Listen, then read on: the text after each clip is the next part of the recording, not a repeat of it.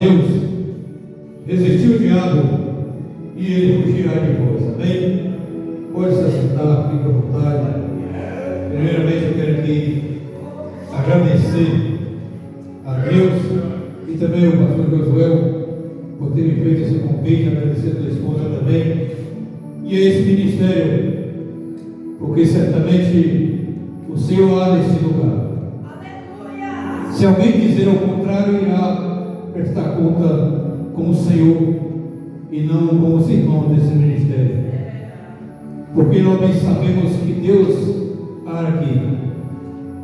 Digo para o irmão José, para os irmãos que se fazem presente hoje aqui, que pertencem ao ministério também, e não para a glória dos irmãos, porque nós não temos glória, mas para a glória de Deus, para a exaltação do Senhor. Todas as vezes que eu venho a esse ministério, desde a primeira vez que eu vim para aqui, e hoje também não foi diferente, eu sinto a presença do Senhor. Não que eu não sinta no meu ministério, eu sinto sempre. Mas há ministério, pastor, que a gente chegando e não sentimos mais a presença de Deus. E hoje não foi diferente, eu senti a presença do Senhor novamente neste lugar. Sei que há momentos difíceis, vai haver momentos também, né, que haverá dias e momentos extremamente difíceis, mas não duvido de maneira nenhuma do poder de Deus neste lugar.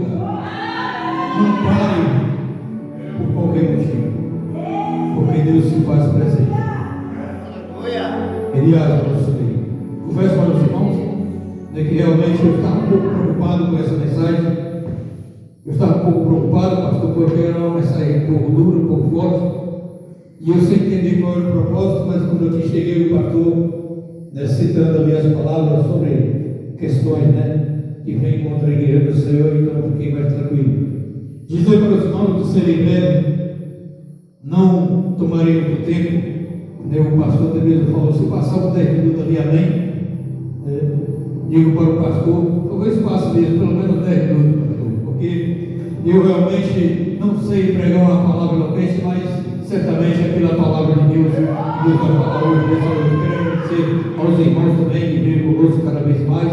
Eu quero agradecer aos irmãos da hora de Saroné que têm nos acompanhado dia de segunda-feira. Deus tenha abençoado, que nós não temos culto em nosso ministério. Fica mais fácil trazer um pouco a mais, né? Nos outros dias não tem como trazer muito, né? Mas eu quero agradecer aos irmãos que veio nesta noite, né, cooperar nesse ministério ao qual nós estamos. Eu quero aqui dizer a respeito da palavra de Deus, que se fala logo no início, sobre a epístola de Tiago, que veio à igreja do Senhor, e no que dá a entender que era uma igreja que estava sendo perseguida, era uma igreja que se encontrava dispersa, os irmãos para um lado, os irmãos para o outro, mas não no caso de estar desobedecendo a palavra de Deus em si, mas por causa da perseguição naquela época. Mas nós bem sabemos que também o Senhor trata com o seu povo, para que não viesse se misturar com as coisas deste mundo. E eu tenho certeza que hoje esse é o propósito, para que nós não venhamos se misturar com as coisas deste mundo. Era uma igreja que estava sofrendo perseguição. Foi escrita essa epístola para os irmãos que se encontravam ali, pregando a palavra no campo, pregando a palavra em outro.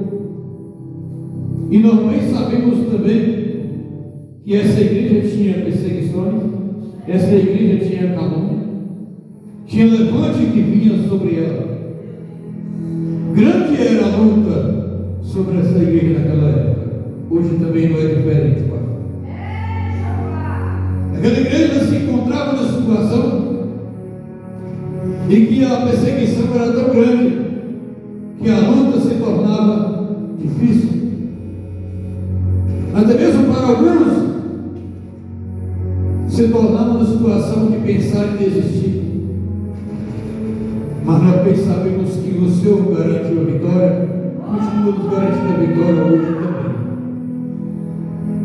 Essa igreja tem sofrido essas perseguições e ela entendia claramente que além de tornar algo só que seria glorificar a Deus e exaltar o Senhor, esse era o único propósito da igreja. Mas a igreja também precisava entender que dentro desse propósito, que era glorificar a Deus, exaltar o nome santo do Senhor, também ia passar por várias situações difíceis em sua vida. E era preciso se reunir, era preciso ouvir Deus falar, para que pudesse seguir em frente, porque a perseguição era grande. Não era de qualquer maneira que servia ao Senhor, não era de qualquer maneira que serve ao Senhor hoje também. Essa igreja precisava entender que para servir a Deus era servir ao próximo. E para chegar a essa situação, precisava colocar algumas coisas em ordem. Precisava ter uma organização, precisava ter um ensinamento, precisava ter algo que pudesse refletir sobre a mente deles, que pudesse ultrapassar a perseguição que eles estavam passando. E aqui eu posso ver bem claramente, porque eu vou pregar logo do início até chegar ao capítulo 4, mas vou dar uma boa adiantada para não tomarmos muito tempo.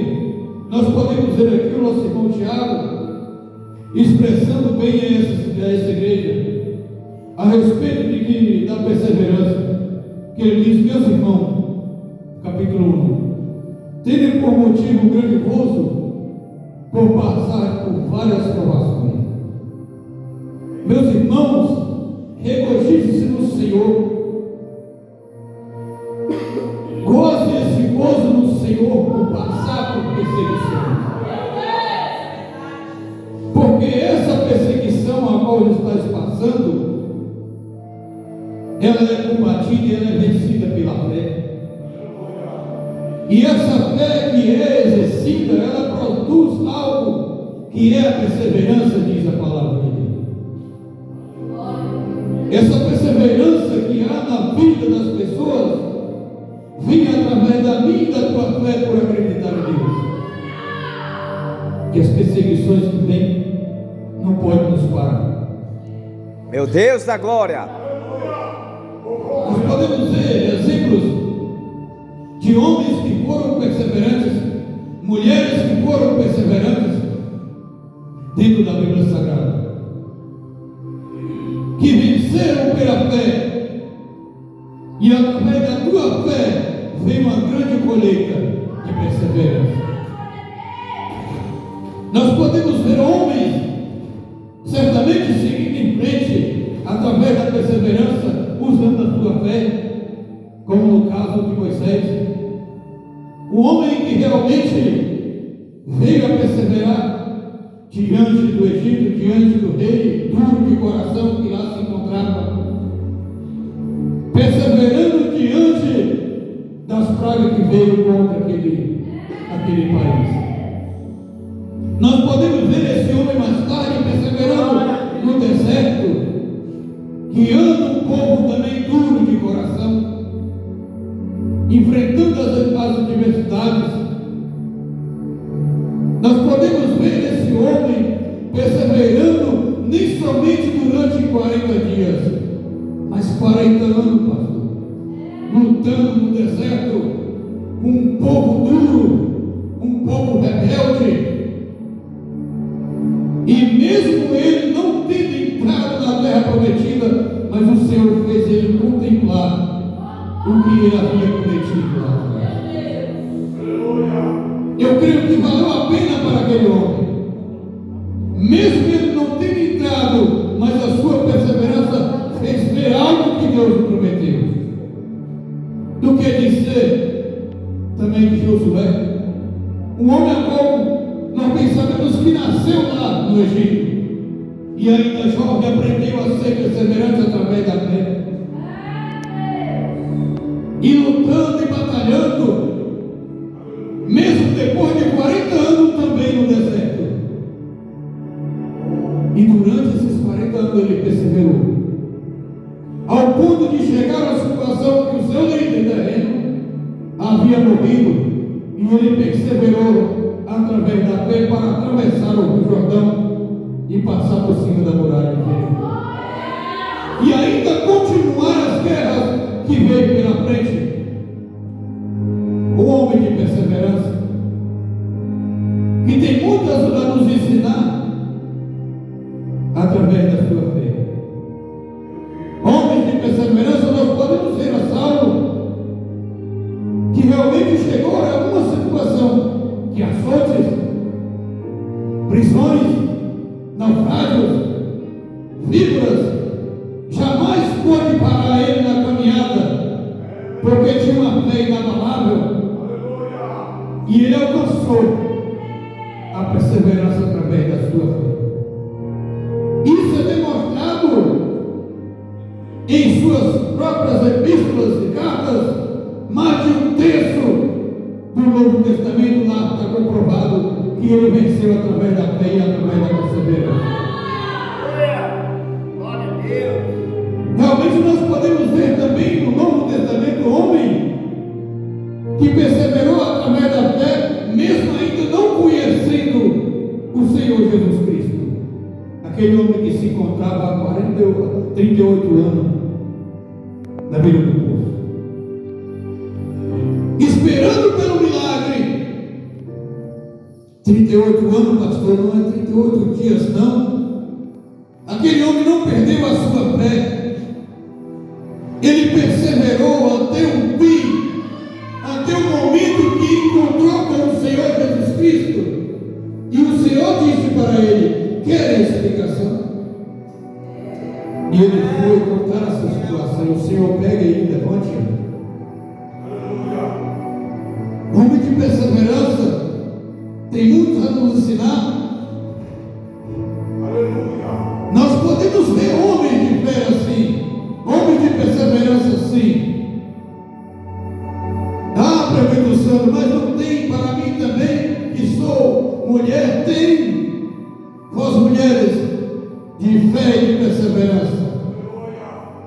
Nós podemos ver ali a Ruth, mulher moabita, que resolveu agora seguir a sua sogra e habitar em um país estranho, praticamente mendigando, pegando ali o resto que sobrava naquela humilhação aos olhos humanos, até ter um encontro com o dono daquela seara chamado Boaz.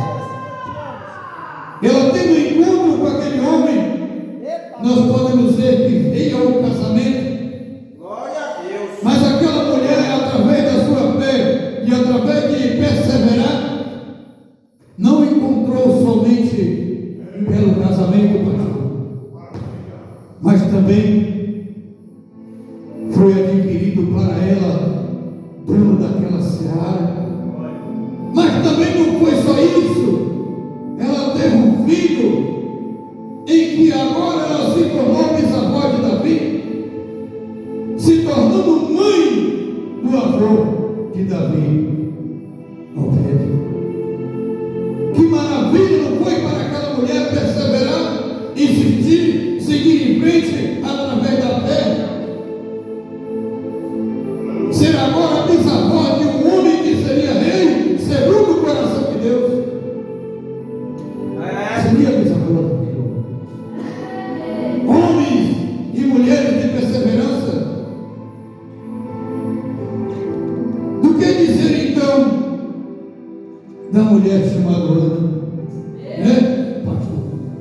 Uma mulher que chegou a uma situação em que sofria, sentia dor espiritual, a ponto de quem se encontrava do teu lado humilhava, porque tinha e ela não tinha. Ao momento de sofrer aquilo, aquelas injúrias, mas mesmo assim ela adorava o Senhor de ano em ano. Ela prestava ao Senhor de ano em ano o culto ao Senhor. E até mesmo pela condição do sacerdote ela foi julgada. Estás embriagada. Aquela mulher se encontrava nessa situação difícil, mas ela tinha fé bastante perseverar até o fim. Foi julgada, foi dita que estava bêbada, embriagada. Ela poderia estar machucada, ela poderia estar sentindo dor, ela poderia estar gritando por dentro, mas a sua fé não vacilou. Ela alcançou a perseverança, e o Senhor viu a sua oração e lhe entregou um filho. O profeta Samuel, o sacerdote Samuel, o juiz Samuel, homem de Deus. Isso é perseverança do Senhor, uma fé que não vacila. O seu coração pode estar doendo, a sua alma pode estar gritando, mas não desista nunca, porque o Senhor tem propósito na tua vida. Mas certamente o exemplo maior de perseverança foi o nosso Senhor Jesus Cristo, que apesar de vir e nos entregar a vida eterna, chegou a uma situação em que foi escarnecido, apanhou, foi chicoteado, foi pregado na cruz, foi tido como maldito, mas sem ser. Mas mesmo assim ele perseverou até o fim para nos dar vida e vida eterna. Então esse é o maior exemplo. Aqui nós podemos ver também, para adiantar o caso, para adiantar essa pregação, a qual o Senhor tem permitido no nosso meio, nós podemos ver o nosso irmão Tiago também expressando através do homem em que realmente se é uma pessoa fraca financeiramente, sendo humilde financeiramente, e ele sendo exaltado o Senhor financeiramente depois, glorie o Senhor, se alegre em Deus. Ao homem também que realmente é bem financeiramente, se o Senhor resolveu humilhar, glorifique o Senhor também mesmo assim, se alegre no Senhor também mesmo assim, porque homens foram colocados em patamar alto financeiramente na Bíblia Sagrada, homens também se diminuíram, porque nós bem sabemos sobre essa história. Eliseu, eu tenho certeza que aquele homem era bem financeiramente bem, porque chegaram ao ponto de matar os bois, cozinhar a carne e dar para o povo, certamente ele tinha, mas não ligou para o que ele tinha. O que ele queria agora para frente era servir ao Senhor. Nós podemos ver também Zaqueu, homem que também tinha bem financeiro, mas quando teve o encontro com o Senhor, resolveu devolver 4 vezes mais daquilo que tinha apoiado de outras pessoas, não ligando assim para os bens financeiros. Talvez chegou à beira da falência, né? Mas o importante agora era estar com Cristo. Nós podemos ver também a respeito das tentações que veio sobre o povo, a qual o Tiago falou. Bem-aventurado o homem que suporta a provação, porque depois, provados, receberá a coroa da vida. O Senhor prometeu aos que o amam. Bem-aventurado aquele homem que suporta a provação, as tentações que vêm, porque Deus dará a vitória, dará a coroa da vida, porque todas as coisas cooperam para o bem daqueles que amam a Deus, daqueles que são chamados segundo o seu propósito, diz Romanos 8:21. Ali se encontrava Tiago, falando com o povo de Deus, com a igreja do Senhor, que se encontrava sendo perseguido. Mas Tiago também fala sobre aqueles que devem ser compreendedores da palavra de Deus, cumpridores da palavra de Deus. Sabeis, meus amados irmãos, todo homem seja pronto para ouvir e tardio para falar, e tardio para se irar. Todo homem esteja sujeito a ouvir mais, a estar atento ao que o Senhor quer dizer ao nosso meio. E e se preocupe cada vez mais em falar menos, e se prolongue cada vez mais em se irar, porque se chegar o momento da ira, tudo bem, todos nós passamos por isso, mas que não seja agora, se prolongue mais, porque a ira não pertence do Senhor, a ira não vem de Deus, isso não procede do Senhor. Os crentes devem ser cumpridores da palavra de Deus. Mas para adiantar, nós podemos ver também a respeito de que o Senhor tem dito, através de fazer favoritismo de umas pessoas e de outras não. E o Senhor chegou a dizer: meus irmãos, não tenha fé em vosso Senhor Jesus Cristo da glória em execução de pessoas, a qual Deus falou hoje. Não se pode fazer execução de pessoas, diz a palavra aqui, pastor, quando se chegar alguém em uma reunião, a reunião a qual nós estamos todo bem vestido, com um anel de ouro, ou relógio de ouro, seja o que for, não diga para aquela pessoa: olha, senta aqui no lugar bem visto, e quando chegar alguém que se encontra menos vestido, senta ali no chão, ou senta mais afastado ali. Não faça isso. Trata todos por iguais, porque certamente se nós fazermos o contrário, nós estamos fazendo isso com nós mesmos. E diz a palavra que são os poderosos, são aqueles que podem, que nos arrastam aos tribunais, são esses que defamam o bom nome que o Senhor tem nos dado, diz a palavra de Deus. Então deve ser tratado todos por igual. Mas diz também nosso irmão Tiago, que diz sobre a verdadeira fé demonstrada pelas obras. Porventura, meus irmãos, se alguém dizer que tem fé e não tiver obra, porventura essa fé pode salvá-lo? Como posso chegar a alguém que esteja necessitado de uma palavra de Deus e eu liberar a palavra de Deus, mas se eu observar também que lhe falta algum recurso que eu tenho e não quero dar, de que adianta a minha fé? Não vai adiantar nada.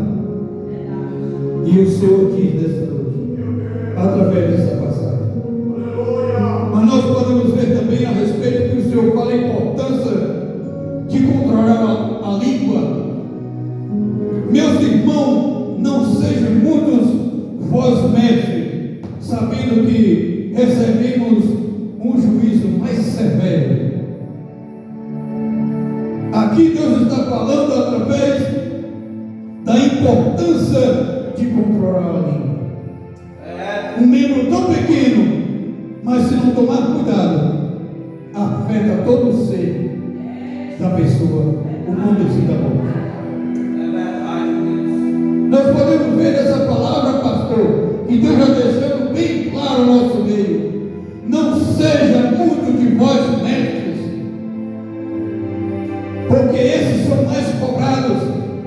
Observe que a palavra vai dizer a respeito de que nós usamos ali um abrigo para controlar o animal. A palavra vai dizer sobre um navio que é tão grande, mas é controlado pelo pequeno leme. Nós podemos ver a palavra de Deus ao falar isso ao nosso meio.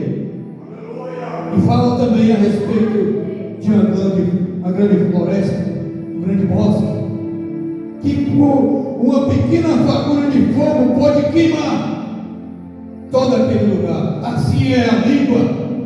Se não ser controlada, ela pode inflamar e a queima todo ser humano. E é preciso controlar a língua.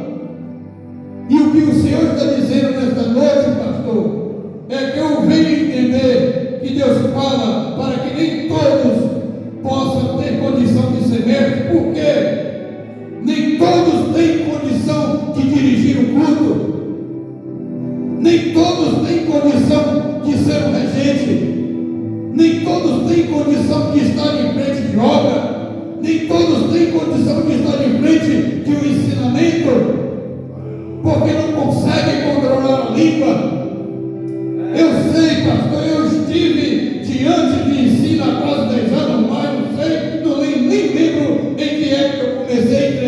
agora, mas eu creio há quase 10 anos que eu tive que aprender a controlar a minha língua. Muitos querem essa posição de semestre, muitos querem reger, muitos querem estar na posição do Senhor, pastor, mas não conseguem controlar a língua. É por isso que Deus está falando: não seja muito de vós mestres, porque serão mais cobrados de vocês, serão mais cobrados de nós. Então eu preciso entender essa passagem também. Mas nós podemos ver aqui a palavra de Deus falar sobre a sabedoria terrena versus a sabedoria celestial, a qual eu vou adiantar para que nós possamos tomar tempo. Quem dentre vós é sábio de entendimento pelo seu próprio procedimento e as suas obras em mansidão de sabedoria? Mostra a sua sabedoria, então. Quem dentre vós é sábio de entendido? Mostra pelo seu bom procedimento, então. Se é sábio e entendido, mostre por isso. Mas para orientar, para terminarmos logo, diz a palavra a respeito de Tiago 4. Os amigos do mundo são inimigos de Deus. A qual vai dizer: de onde vêm as guerras que contendem entre vós? Porventura não vem disto dos vossos deleites, das vossas vontades malignas? Guerreiam contra o outro, cobiçam e não têm, querem muitas coisas, desejam muitas coisas, mas não têm, e logo qual não tem, prefere fazer o que? Chegar ao ponto de querer matar para adquirir. Nada tendes porque não pedes, e quando pedes, não recebem, porque pedes mal, não sabe pedir ao Senhor. A sua petição é somente para gastar em os vossos deleites infiéis. São sábios que não sabeis que a inimizade do mundo é inimizade contra Deus. Portanto, qualquer que disser seu amigo do mundo, constitui-se inimigo de Deus.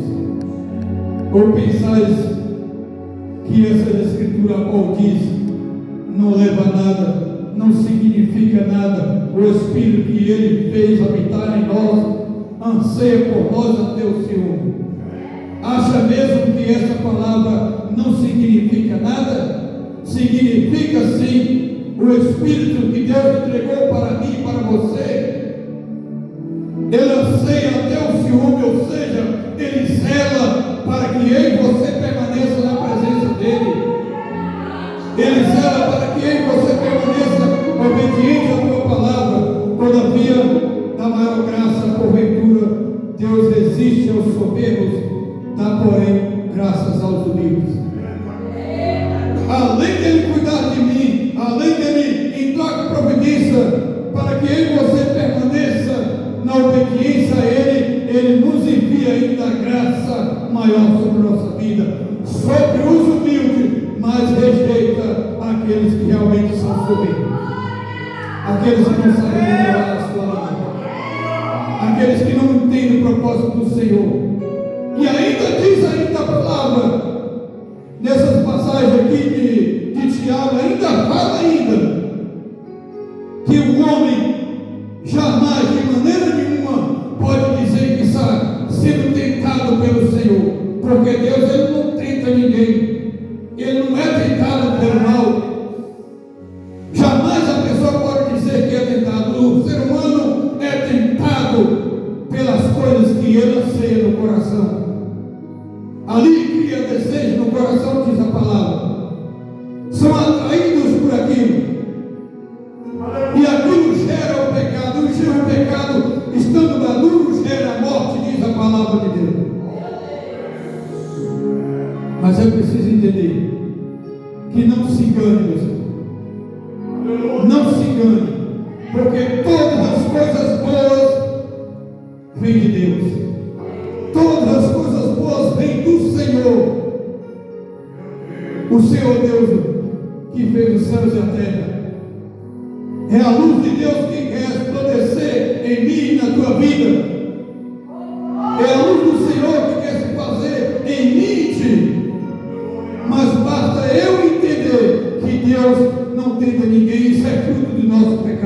isso é fruto da minha atitude, isso é fruto da tua atitude.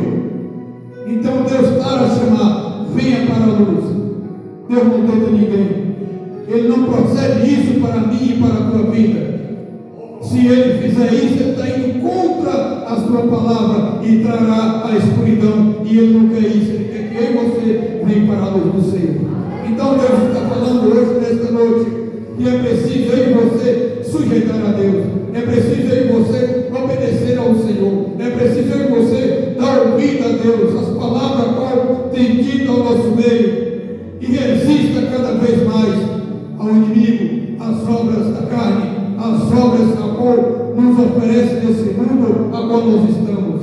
Resista a tudo isso, resista a soberba, resista a língua, resista o falar, resista a todas essas coisas. Você fazendo isso, você está se sujeitando a Deus. E nesse momento Deus está falando: chegai para Deus, e Ele chegará para vós. Limpai as mãos, pecadores, e vós, espírito vacilante, purificai os corações, senti as vossas misérias, lamentai, chorai, tornai o vosso riso em pranto, a vossa alegria em tristeza, humilhai-vos perante o Senhor, e Ele vos exaltará. Entendendo o que Deus quer na minha e na tua vida, nesta campanha? Porque a palavra veio para mim primeiro, e depois veio para os irmãos. O que Deus quer fazer? Quando Deus usar aqui nessa igreja para exaltar, para ensinar, para corrigir, creia tão somente que é Deus querendo me purificar, que é Deus querendo te purificar. Não saia por aí falando de A e nem de B, não saia por aí falando demais. Creia tão somente que está no momento de eu e você controlar a língua, para que nós possamos ser restaurados cada vez mais. Você nem imagina o que Deus quer fazer nesse momento, nesse último tempo. Se nós parássemos e analisássemos o que Deus quer fazer, nós veríamos o sobrenatural de Deus. Mas eu tenho certeza que cada vez mais o Senhor vai agir na minha e na tua vida, se eu e você der ouvido as palavras de Deus. E não deixe para amanhã, não deixe para o próximo ano o que você pode fazer hoje. Os próximos anos é para concluir aquilo que Deus quer fazer na minha e na tua vida. Mas abrace hoje essa oportunidade que Deus quer dar. E agradeço e recurso.